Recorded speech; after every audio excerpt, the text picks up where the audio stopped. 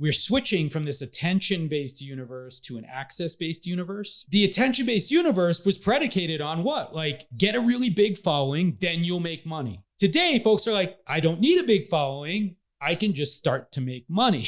And I think what's happening now is we're seeing the ecosystem, the tooling, the VC money, all the things that are working together to increase the opportunities for you to make money with less people than with more.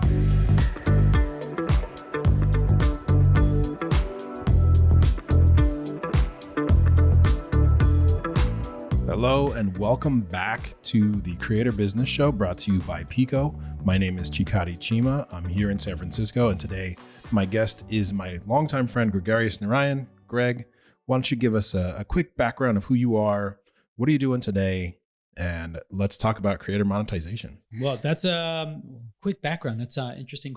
I've been in the creator space for a very long time. I've been an entrepreneur my whole life, but my last few companies were all in this domain. So I was the first employee, ran product at a company called Clout, which I believe when we met way back 10, 11 years ago. I left Clout, went into YC and did a company called Shoot, which is a user-generated content platform connecting brands and influencers since then. And then I've been working with or advising, different startups, in the creator space since then. But I'm also right now currently the co-founder and CEO of a company called Zealous, which is a community live streaming platform that helps creators monetize going live. That is so cool. Thank you. And yeah, I'm thinking that we probably met in a warehouse party at the Clout office. That may be true. Yeah, 10 and a half years ago or so. Yeah. And I mean, there are people coming to this from all over. So what was Clout? Because I do think it's actually relevant to this broader conversation about creator monetization, how to leverage your the people that engage with you. Because I don't want to say audience or community, but it's like there are people out there that want to know what broadly you are doing. And Clout was a really interesting take on that, right? Yeah. So Clout was, somewhat ahead of its time way back. Online influence has been a thing, or influence has been a thing, obviously, or a business model for marketers for a long time. Joe Fernandez and Ben Tran, they started Clout, and the idea of Clout was essentially that everyone's got some kind of like observable influence in the world, right? So that by interacting online, people can drive some kind of action, and that's sort of how we define Clout. The way that we probably described it was probably closer to like a FICO score for like how influential you were, and this sort of was a 50-50 thing. Like some people loved it and then a whole bunch of people hated it, right? Because if you had a low score, then you're like, well, you guys suck. And if it was a good score, then people were really happy with it. But the idea of Clout fundamentally was that if we could observe your connections and the actions that happen or ripple out from there, is that we could sort of approximate your relative influence in the online world.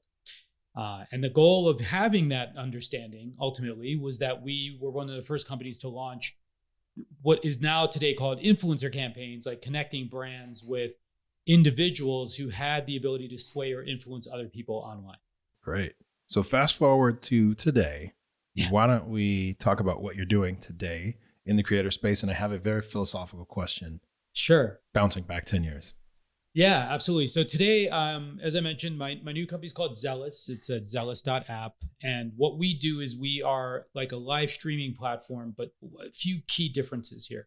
Number one, I think the most important thing though, is that we allow creators to stream with their fans. So traditionally, when you live stream, you go out and you're broadcasting out to your universe of followers and fans, but maybe you interact with them a little bit through chat. With Zealous, it's sort of like a hybrid between like a StreamYard, a Twitch, and Patreon kind of all rolled together. So we provide a web-based studio for producing your live stream. You can syndicate that out to YouTube, Facebook, Twitch, wherever you want to send it. We provide an interactive experience like Clubhouse, where anyone you see in the audience, you can bring them on stage with video or audio and actually engage with them. And we provide monetization and community tools like Twitch and Patreon, where you can actually charge either for sort of that opportunity to get on stage with you, or for tickets to an event, or for subscriptions to sort of ongoing access or more privatized access over time. Great. And what was the revelation that led you to realized this needed to exist? Something like Zealous. Yeah, it's a great question, and one we get often. So, at heart, actually, I would say, much like say our sponsor Pico, the revelation I had from working with brands and lots of other large creators over time was that fundamentally they're unaware of who's in their audience, right? And so platforms sort of intentionally hide the actual nature of our audience from us. They sort of like provide us with just this age, sex, location kind of information, which doesn't give us a lot of deeper insight into who we're actually talking to or who we're reaching. And so at heart, when we started Zealous, in fact, the formal name of the company is Fanbase Inc., we just sort of recognized that we needed to solve this relationship problem that existed between the creator and their fan. And that needed to be a tighter, more close-knit relationship in general, but I think like especially now. And so what we're trying to do with Zealous and what we really recognized was that if you're going to create the best content for your fans, if you're going to deliver the best kind of experience for your fans, that the way to do that today is through more of this sort of synchronous kind of engagement. We saw how fast like Clubhouse took off because it really personalized and humanized creators, individuals to each other, as opposed to sort of like the sort of arm's length publishing model, asynchronous model that sort of is previously dominated.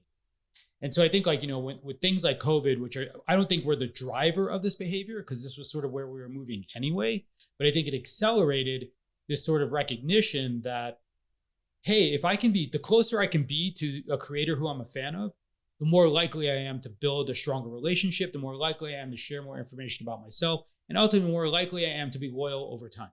One of the things that you said in the intro that I found really interesting was, influence is an old business, and there's the idea of an influencer is kind of a new word. Probably we've been using that word for certainly under 10 years, but Yep. Influence is the oldest, is one of the oldest human activities that there is. So how do you think we got to an age where there is an influencer as a business? So I believe the way we got here is basically with the sort of slow but steady decline in attention, right? And so what we've ultimately found is that all marketing has sort of traditionally been optimized to sort of insert a message into the eyes or brains of people using various ways, right? Some of them were accidental, some of them were sort of serendipitous, some of them are intrusive, like our original pop-up ads and things like that. And I think the way that we have always preferred as humans to sort of interact or be told about something interesting is word of mouth or through friends or peers or through trusted relationships. Interestingly enough, at the same time that attention has been declining, more of our relationships moved online, right? And it's in a lot of ways, it's become harder to make friends, true friends, those word of mouth, individual, peer-to-peer, in-person friends than ever before, right? And so when you have this, what happens with the influencers is that you can develop a sense of intimacy and a relationship with someone through content, right? That is very difficult to replicate. And so what happens is that ultimately, I think that the influencers have become people who we look to or build relationships with or feel a sense of trust for, sometimes from a moment and sometimes from many moments stacked together over a longer period of time. So I don't think this is new per se. I think it's just a manifestation of a lot of the optimals as well as like the best format for the time. Right. And that's the idea of a parasocial relationship, right?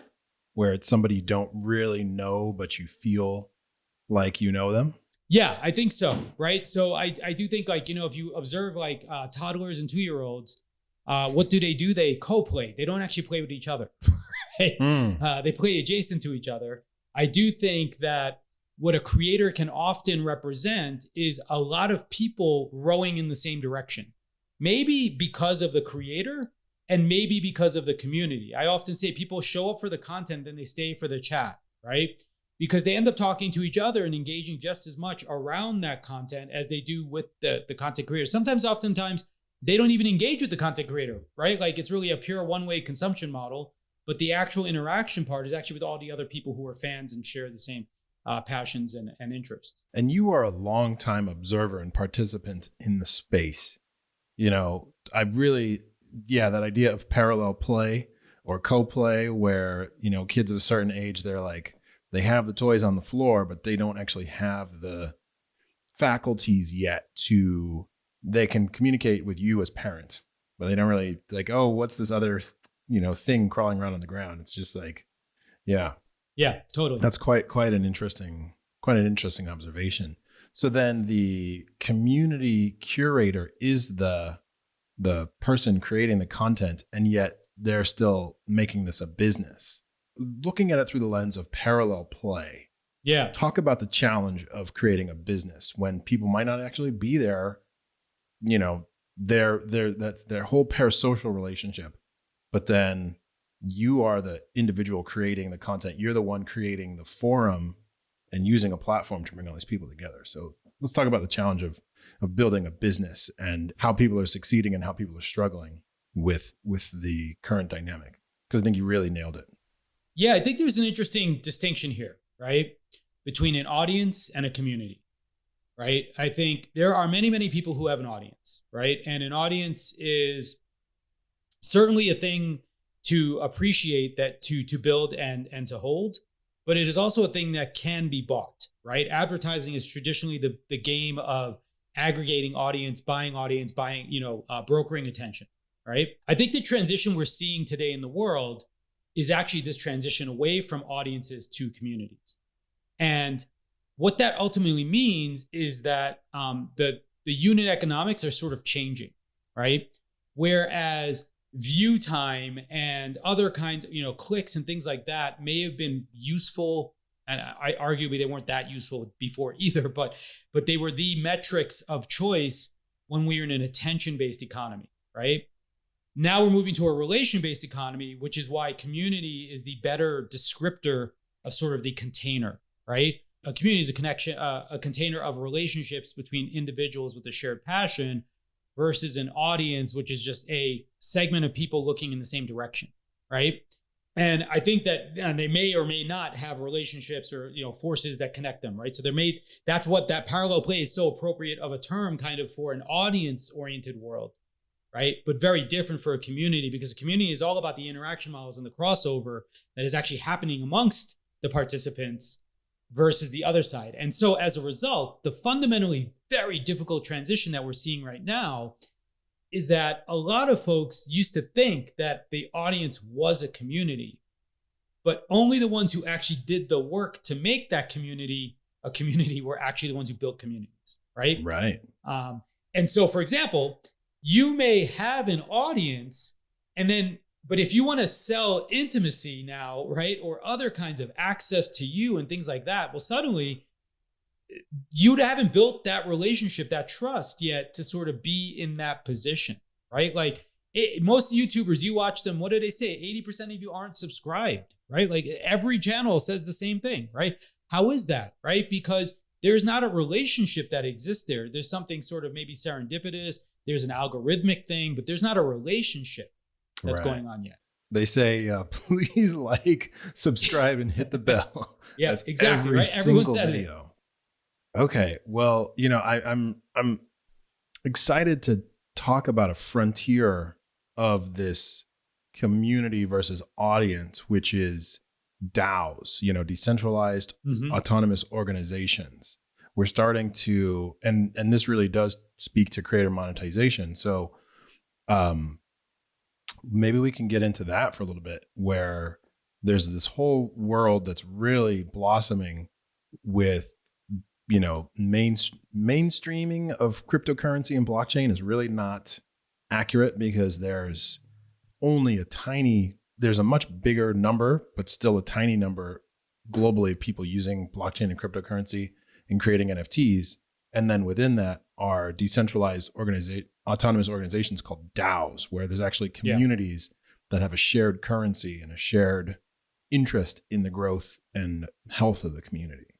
So maybe if you would like to kind of walk us through your understanding and participation in that, and what you see for creators today with DAOs and NFTs and the like. Absolutely. Sure. And an NFT is a non-fungible token. Right. Yeah. Which is a whole other thing. But yeah, Google non-fungible token if you don't know what it is. I think you're right that crypto is still in its earliest days right now. And arguably in a lot of ways, crypto is sort of a technical implementation of something that need not be quite as difficult as crypto makes a lot of things, right? But at heart, for example, I do have my own coin. I'm on the Rally network. I have my coin. It's the AMA coin. We use it around my own show, The Created Economy.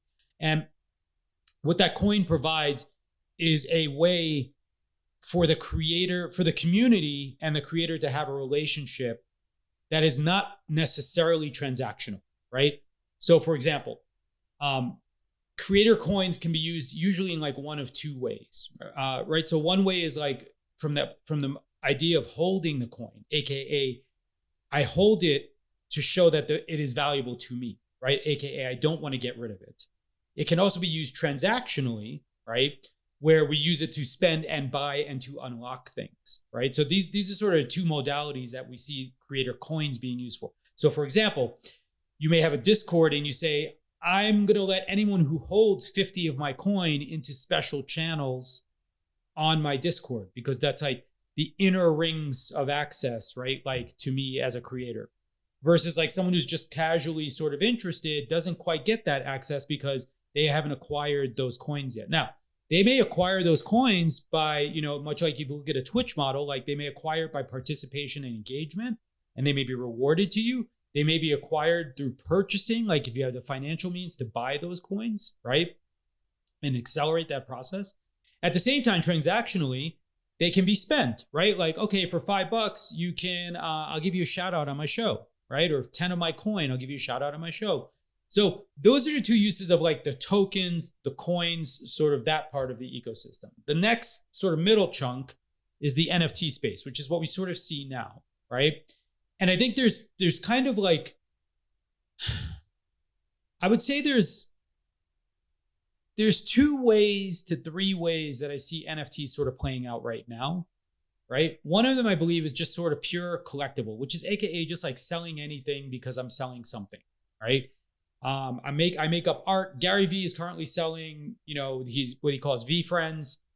They're selling for a ridiculous price. And they're like basically drawings that Gary drew on his own and just minted into, NFTs. Now, what does it mean? This is like the collectible use case. It's sort of like holding a piece of art, right? Where I'm just literally buying that art, like this poster on my wall, right? And Gary's use case is actually a little bit different. It's a little more nuanced than that. The second use case is much like the NFT use case, where holding it has a value. And what that NFT becomes is not just potentially a piece of art, right? It need not be art, by the way. Now it could just be a QR code or something else. But the second thing that it becomes is a recognition of presence, of activity, of engagement, right? So for example, you may be using it as the wristband at the concert, right? So, if you have this NFT, it means you came through. Remember, it's kind of like the old t-shirts at concerts, right? So, if you have that 1996, Kiss t-shirt on, there's a chance you were there, or you at least bought it from someone who was there, right? Because that was the only place to get it. And maybe that t-shirt is the only way into the backstage for the reunion show, right? Right. So that's that second kind of use case. And I think that these community use cases are really the more interesting ones, like for me, ultimately, because they promise something in the future that is unknown at the moment, right? Like what they say is that the community is something of value. This access pass to that community is of value, and I want to be part of that, right? And I've acquired my way into that ecosystem in one way or another. The third way that I see NFTs being used, which is kind of related to the first way, is in some ways as a rights management sort of royalty system. And so like, this is why I believe there's a lot of interest from like musicians and others like that. But one of the built-in features of NFTs, potentially, depending on the platform you use and how you mint them, is that you actually can make money in all of the resales. So you might do an initial offering and sell it and maybe make, $50,000, but for the lifetime of the sale of that art, your art, you actually will continue to participate. Now, a lot of YouTubers operate in this way as well, because their library of videos that they put out into the world, which YouTube serve ads against forever, continues to pay them money like an annuity, right? And so what NFTs are sort of unlocking is that kind of power that YouTube gives to creators with videos for almost any other kind of asset, right?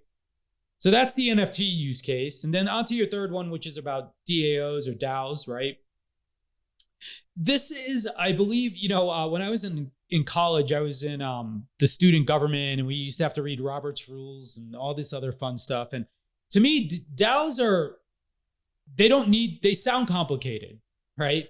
But what they really are, the decentralized part is just really that there isn't necessarily a formalized structure, like executive team or someone else that's making these decisions, but instead the members are the decision makers, right? And we get to vote, and we get to have a say, and we get to steer where things are going, right? Now, is this the best fit for all creators?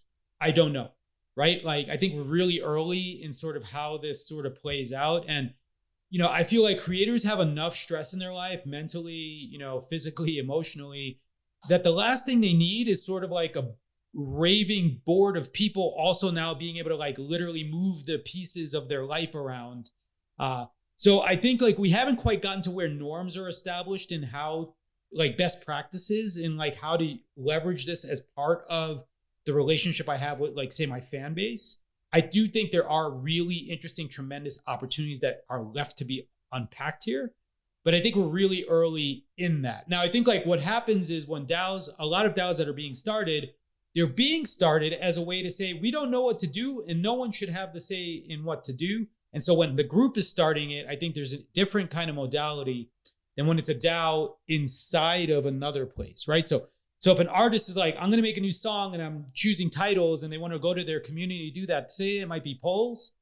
But if I wanted to create a more inner sanctum to that, maybe it's a DAO, right? Like I don't just ask the community and let anybody who like A from B, who's never been here before, random strangers versus people who've been here forever, have this equal weighting in that system. And a DAO, I think, provides the opportunity to create a weighting system for your community. So thank you for that.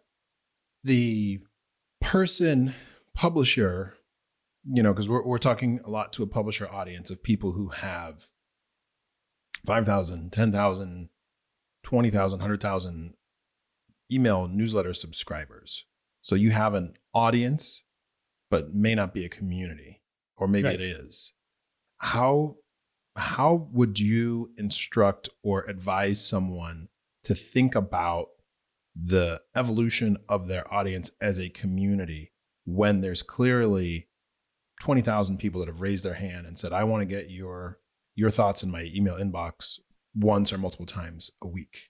So where should they be putting their effort in terms of the future of monetization? Because not only is it a way to participate, but it is a way to monetize, like there is an actual monetary value to these tokens.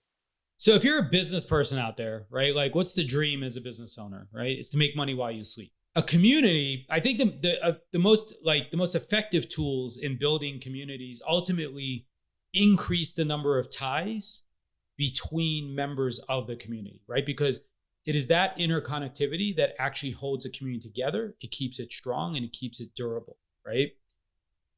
If you need to be there for every interaction, a community you have not made, right? If the only time people show up is because you're there, then they aren't deriving value from each other, right? And they aren't creating value for each other. And they're not also then ostensibly not creating value for you, right? What a community, I think, offers or portends for most business owners is something that can help ideate, support, encourage, right? And grow opportunities around and inside of your business itself. And so if you've got a mailing list of 10,000 people, that's great. But for some people, they think like, they may mistake like, oh, if I can get 10 people to show up for like a webinar, or I can run a mastermind or something like that, that somehow that's a community. No, that's still a transactional relationship, right? Communities tend to run on passion, right?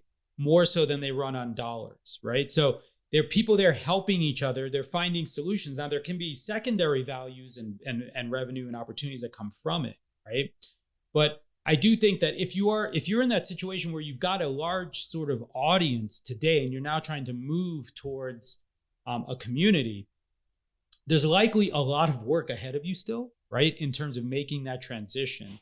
Start with much like what it took to get to building an audience though, which is steady, regular, predictable opportunities to build bonds, right?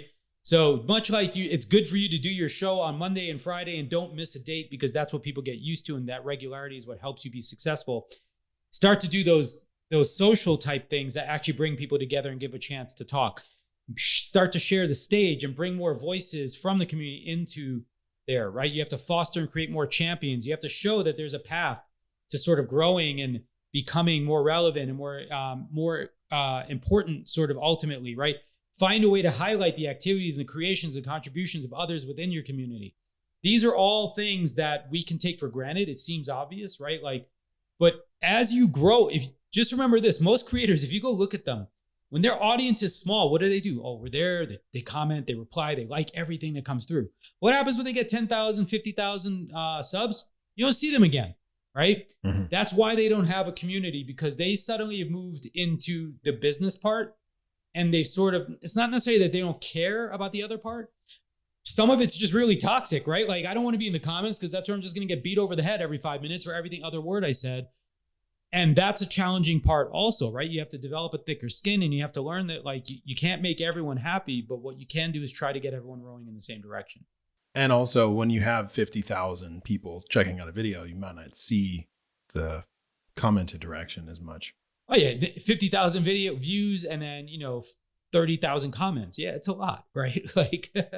So you've pointed out a lot of very helpful things in terms of consistency and helping to move people towards getting value from one another, which is the actual, achievement of a community.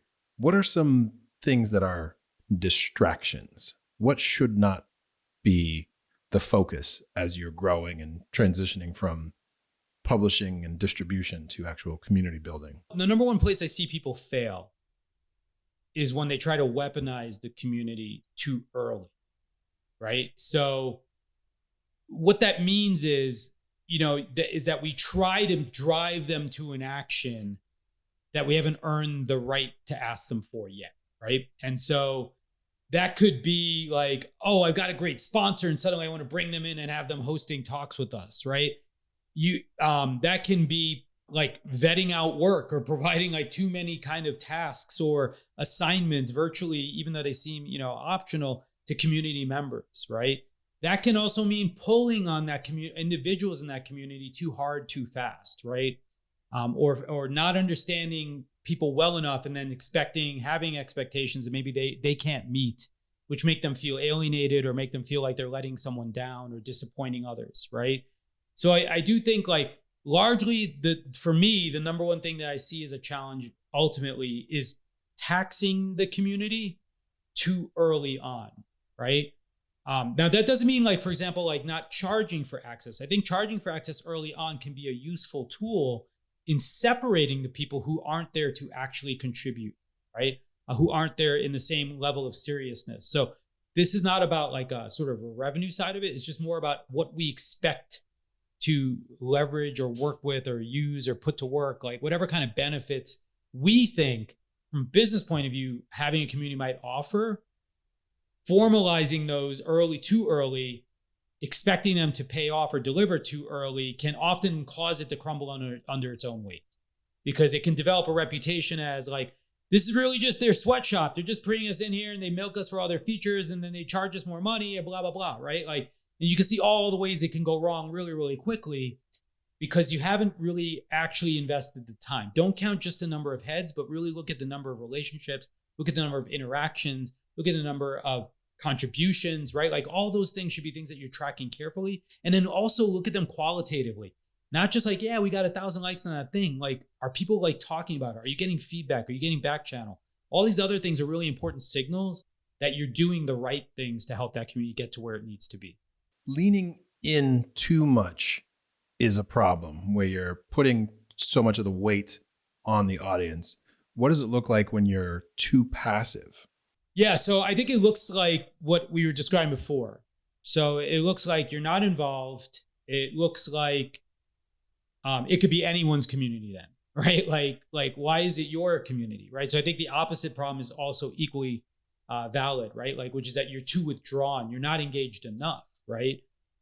You never show up, you never respond, you never participate. Like, for you to be a part, you are not the owner of the community, you are a member of the community, right? And so your participation is equally required and warranted for you to have standing there just like everyone else. You're a catalyst. Yeah. But you take the catalyst out of the reaction and there's no reaction. Yep. Okay, so with Zealous, what are you seeing that is an emerging behavior of this? What do you call it? Synchronous streaming video or? Yeah, I drew the distinction. I started making this distinction about a year ago between like sort of the asynchronous and the synchronous worlds, right? And if, think about when, since we've known each other, social media has been optimized for asynchronous behavior. Post something, it gets consumed, you get feedback on it, etc. There's a different kind of production cycle. There's a different editorial cycle, right? Like that goes along with that. Now, when we're doing synchronous things, what we saw recently, and I think part of this is just humanity wanting more closeness, right? Because social media can feel very distant.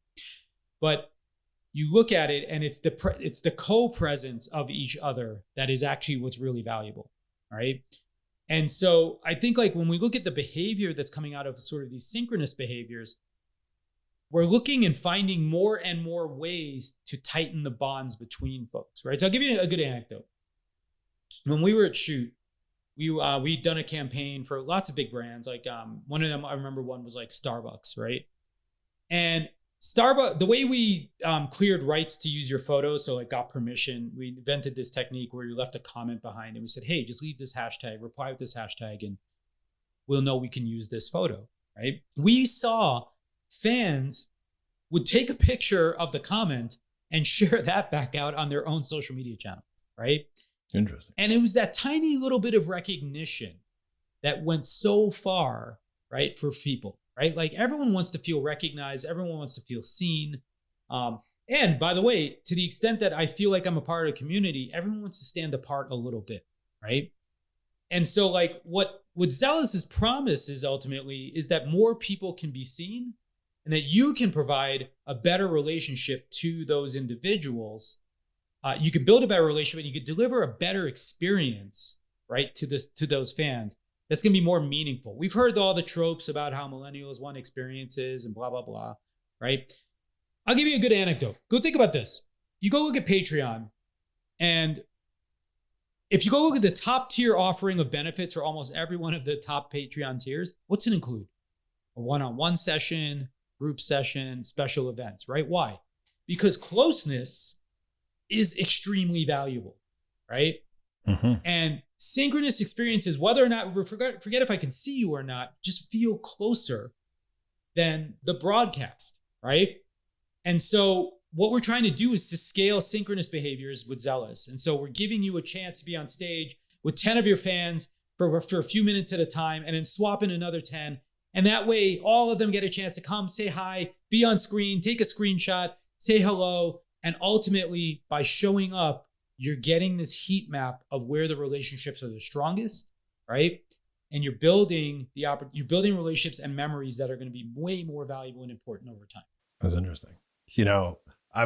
There's actually a YouTuber that I've been following. She's not a YouTuber, but she has a YouTube presence, and I was invited to a webinar, but it was $100 for the webinar, and I was there with 30 some people. And then at the beginning of the webinar, she said, if you want to have a one-on-one with me, it's $1,250. As quick as I could get my credit card out, I did. Right. So with Zealous, by the way, we do meet and greets. That's one of the use cases. And that's the power of it. Just like Clubhouse, you can pay in line and the creator sets a price. And if you want to jump the line, basically, if you want to get a one-on-one, you could book it right there. Oh, they do that on Clubhouse now? Or no, we do it on Zealous. The interesting thing with Zealous, though, is that it can be private or predominantly, actually, we encourage it to be streamed because we actually take this same environment we're here now in Riverside. We would just be live streaming it out to YouTube at the same time. So all of the fans are actually seeing it, but I'm getting to be one-on-one with you. Nice. We call it one-on-one to many, one-to-one to many. One-on-one to many. Yeah. That's great. Let's talk about Clubhouse for a second Sure. here, because, I've not been active. It was definitely transformative for me, because the ability to connect with folks in such a genuine fashion didn't really exist, and all of a sudden now that's like the expectation. So, where do you see that going? And I guess that really is kind of the part of the thesis of Zealous, right? Is that there is that desire. Obviously, there's an overwhelm that comes with 50,000 readers, 30,000 comments, but there is that desire that moves in both directions to connect with people who really like you and give you instant feedback. So, jumping ahead 3 years, what can we expect with the technology and the expectation of human behavior when you can connect one-to-one to many? Yeah, I think this is a yin and yang sort of situation, right? I feel like all technology fundamentally goes through this sort of like sinusoidal sort of experience or waves, right? Where we create technologies to create efficiencies, and then we feel nostalgic about the lack of those inefficiencies, right? So, we develop CDs to improve the quality of the audio, but then we go back to vinyl so we can still hear the imperfections, right? I feel like this is the common pull and pull that constantly happens with social, right? Which is that, in all technology in general, but in social in particular, right? Like we develop something to bring us closer together, but what actually happens is it sort of isolates us more, right? I think Clubhouse was timed well relative to the moment, right? But my expectation is that Clubhouse resembles what we see in other places, right? I think of it of asynchronous. Yeah, well, not necessarily asynchronous, but I think about it more like there's everyday conversations, which I naturally want to have with real people again, right? And to the extent that, that we get to that point, we will, right? But if I want some serendipity, it's okay for that. But most people don't want serendipity all the time, right? Like if you have a very limited spare time, you want it to be proactive. I do believe Clubhouse will have asynchronous content as well, because like as a content owner, content creator, you can't really afford, unless you can charge a premium for it, you can't afford to dedicate that much time, right, to asynchronous disappearing content, right? Or to synchronous, non-archival content, right? Like it just doesn't make any sense, right? What I think is probably going to happen to something like a Clubhouse, personally, from my point of view, is I think they're kind of like a Sirius XM, like, 2.0, right? Like to me, they represent a platform for the plethora of, secondary, tertiary voices and experts that didn't previously have a means of expressing themselves, getting their voice out there, of establishing themselves in a contractless way, right? Like they're not like Clubhouse is going to be cutting like, $20 million deals for people to come on their platform per se. But what they might do is they are giving you the ability to create that ecosystem for yourself, right? They're bringing an audience together for you so that you can grow and aggregate that audience without necessarily having to do external efforts to do so, right? And then you can monetize it, right? And so I think there will be tons of regularized content, episodic content done on Clubhouse. I think there will be some people who are like, I love this show. And the opportunity, the option, by the way, the reason why a Clubhouse works so well is for my opinion, it's not the listening. It's the notion that at any moment I could potentially be in that conversation, because otherwise it's just a podcast. Yeah. And guess what? There's a lot of easy ways to get a podcast, and I don't need Clubhouse to do that. Right. Like right. As far as I'm concerned, the only reason that the most interesting thing about Clubhouse is that there's always this little chance that I raise my hand, and next thing you know, I'm talking to somebody that I admire, or I'm part of the conversation. Sure. So there's something that you said that I want to touch on a little bit, which is, again, going back to monetization. The birth of the internet was really everything is free. Why should I have to pay for this?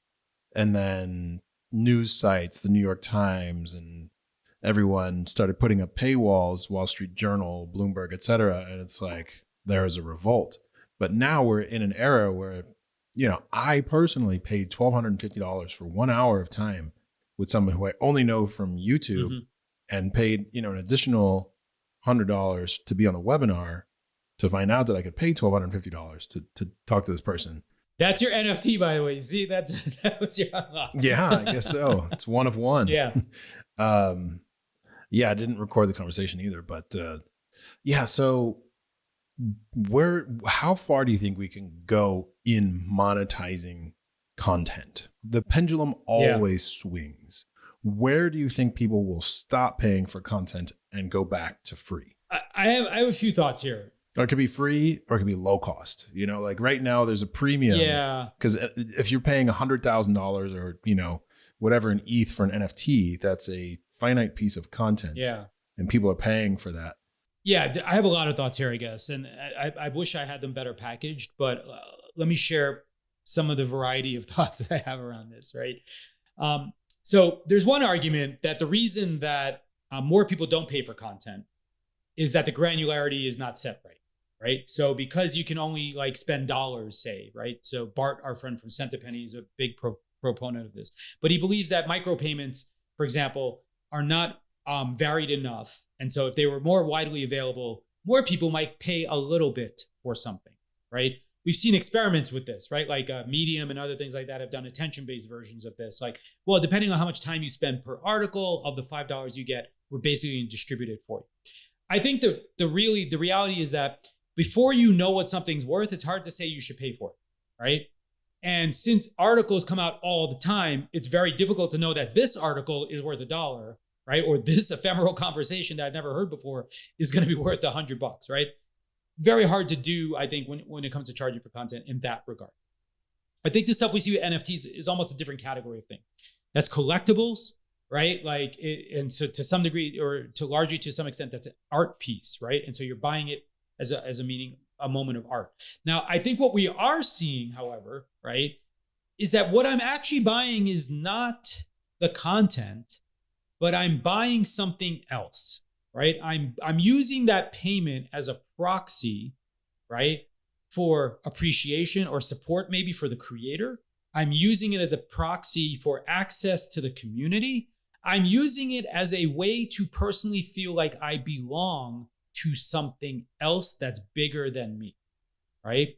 Mm-hmm. So all of those are valid reasons, as far as I'm concerned, for why I may be making a bet, a spend, even a recurring payment for or to someone.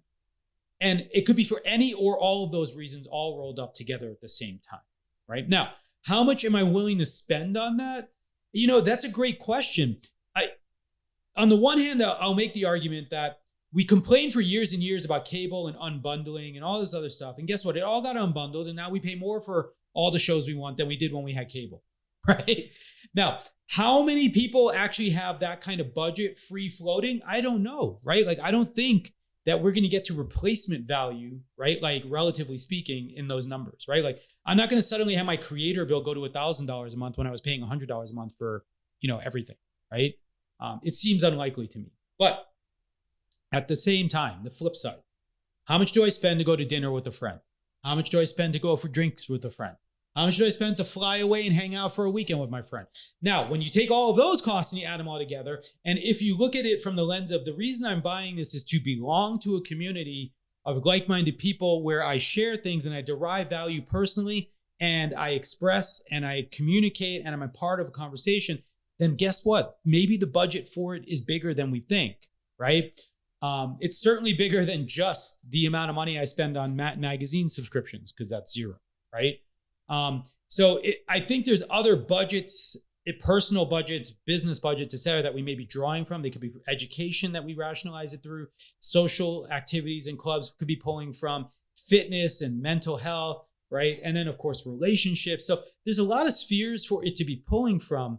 But I think we have to stop imagining content only as the bits that are produced as the part that have value. That's very, very interesting. Yeah. I mean, the cost of, you're in Denver, I'm in San Francisco, but in San Francisco, cost of going out to dinner for two people easily hits $100. Yeah. But that very ephemeral moment is priceless. I'm not looking back saying, oh, that was only a $70 experience, Right. So as the content creator, it just makes me think, yeah, I have this fast food, not even fast food per se content, but really, You have a mentality like that though, right? Like I just have to keep making more. That's the only way to make value, is to keep making more, faster, cheaper, better, right? Yeah. So that is kind of like the 80% of people that aren't subscribed, even though they may be paid subscribers, but if they're only $5 a month subscribers, it really does make a lot more sense to cultivate 100 people that would pay any price to be with you. And it's an interesting place to be because, my background is in journalism, where we're serving the public good, but also on a salary, Right. So I would get, $50,000 a year was my first journalism salary to just crank out content, and put ads against it. Yeah, absolutely. But now when you own the business, your responsibility to yourself is first and foremost. And that trust, you can monetize that trust far, far in excess of what used to be acceptable. And yeah, so, let's do like a thought experiment here, because actually somebody could be charging $200 or $300. Like how does somebody actually go and think about how they can totally reframe their pricing based on the fact that you don't have 10,000 people that want to spend $1,000 a year, but you might have, a spread of people that are willing to pay $100 or $200 or $300 a month or more. Yeah. I wish I had my diagram here to share with you. Oh, I can show you my diagram actually, can I? Okay, great. So I have been working on this, and it is these sort of models. I think there are a number of economics when we talk about the creator economy that get co-mingled. And I believe that there are a lot of ways for us to actually do better than we think. I actually think about it that there's actually a number of different kinds of economics going on. So from my point of view, there's 4 primary methods of generating revenue as a creator, right? One is what we're calling the enthusiasm economy. And this is like the hobbyists, right? And the folks, and they tend to be reaching smaller numbers of individuals in a niche market, right? Like, so they're selling direct to individuals as opposed to, like, say, to businesses or larger groups. Is that Lee Jin's passion economy? This is sort of like the passion economy, I think, right? But the reason I didn't use the word passion is that I feel like all of these parties have passion. And so, and all of these parties create something. So I think like all these words are kind of a bit commingled, right? Like here, for sure. But the idea of the enthusiasm economy is that you can foster relationships and capture value from passionate individuals, right? So absolutely, passion is an important part here. So these are folks who like make, specialty parts for stereo equipment, or they make filters for your camera, right? They make like little 3D printed stands for certain pieces of hardware that only a certain number of people have, right? It's a fairly limited but extremely passionate audience, right? Like they're very, very invested in sort of these areas.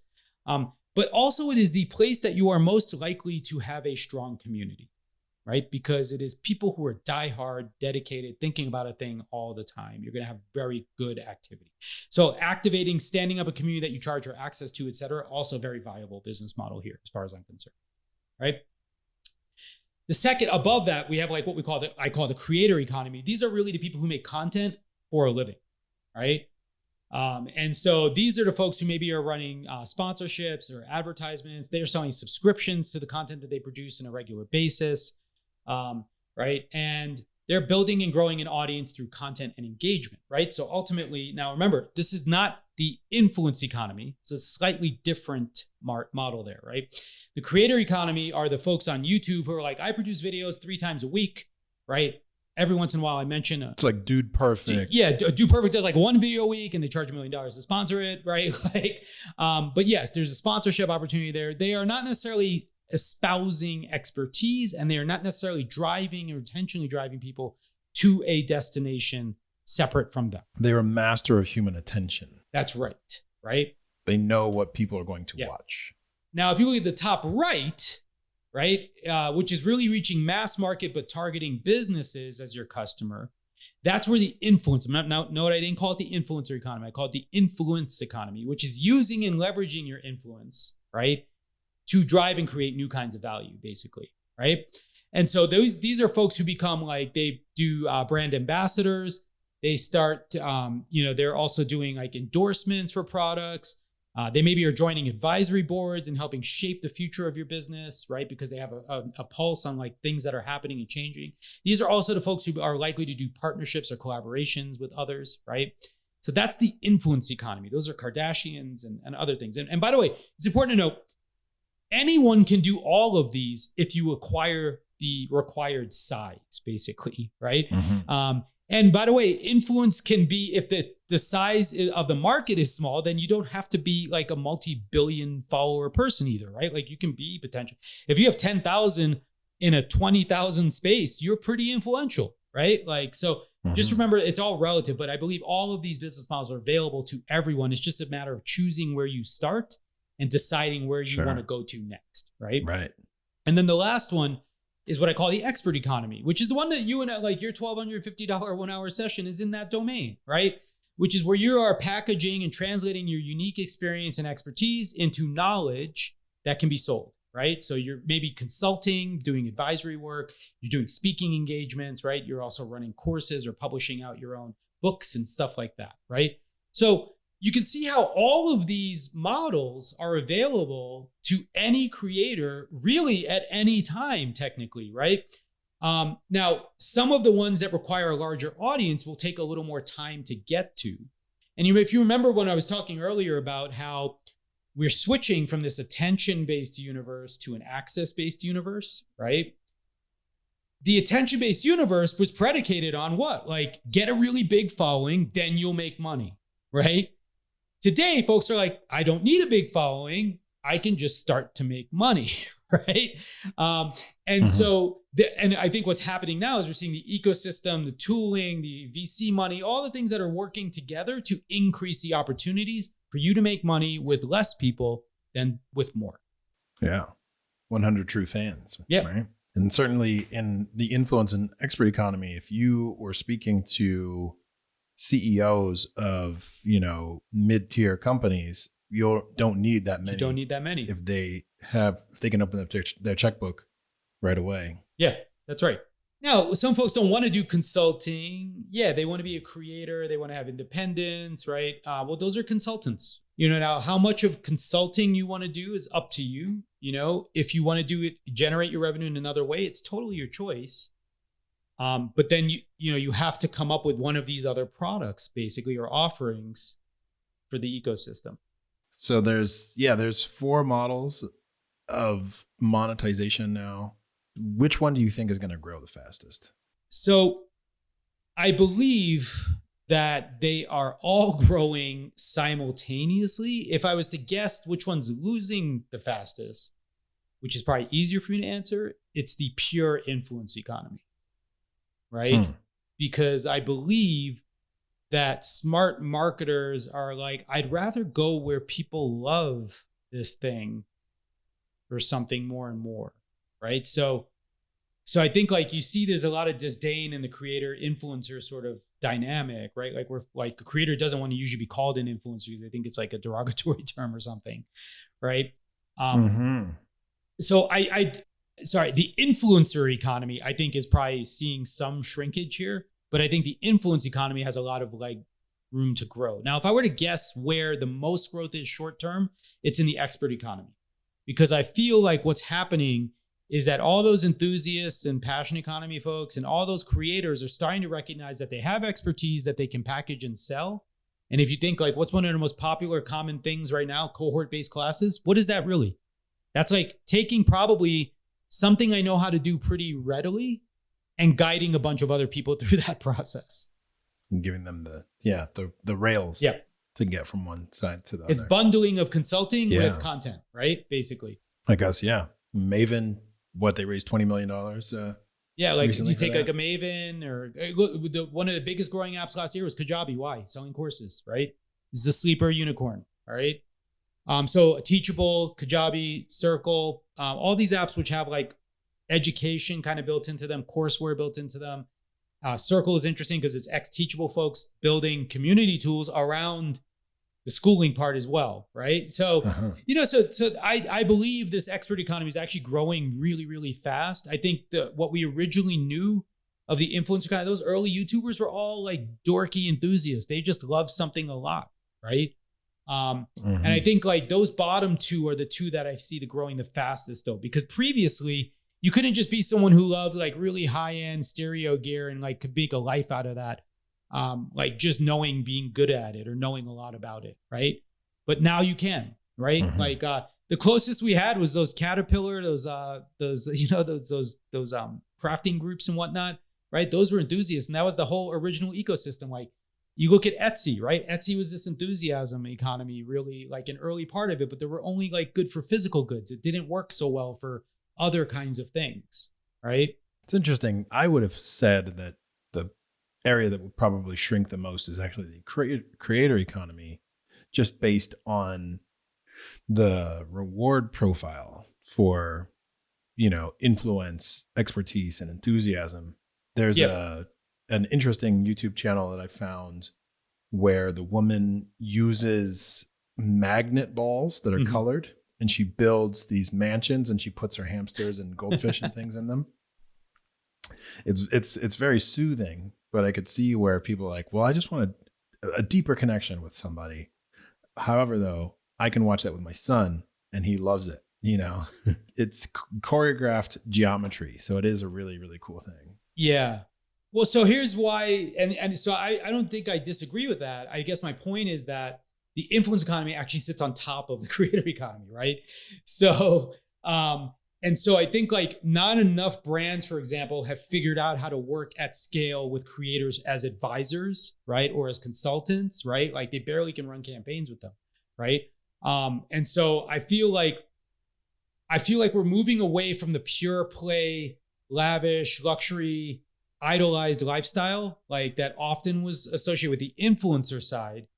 And I think like the influence side only comes to bear as we create more recognized experts, that companies are like, number one, you have the expertise. Number two, you have the relationships with the community. And number three, you have the business acumen to work with me to provide me the kinds of insights that would be helpful. Yeah.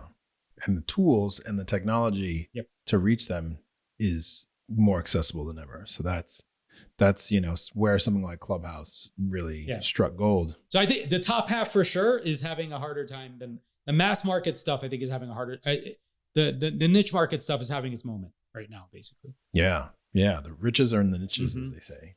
Well, this has been a really great conversation.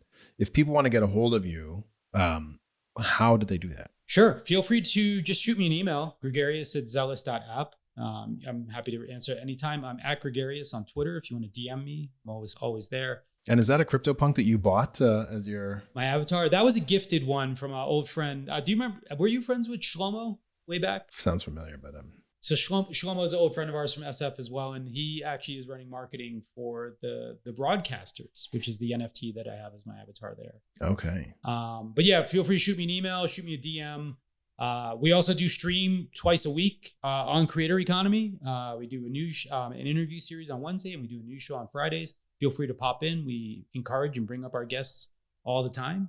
We do use Zealous on Wednesday afternoons as well, so you can be part of the show. And it's web-based, right? So it's all web-based, yeah. That's fantastic. That's great. Well, thank you again for joining us today, Greg. And I'm super, learned a lot, have a lot to think about in terms of how the participation of the catalyst goes beyond just creating content and really about creating meaning. And the meaning that can be created between members of the community is really what people are there for in most cases. So that gives me something to think about. And then also thank you for sharing the four modes of content and monetization. That was really cool. I haven't seen that before. We haven't even published it yet. Been working on it, and I just haven't gotten around to writing it up. Well, awesome. Really appreciate it. Well, it's been a pleasure to be here as well. Thank you for having me.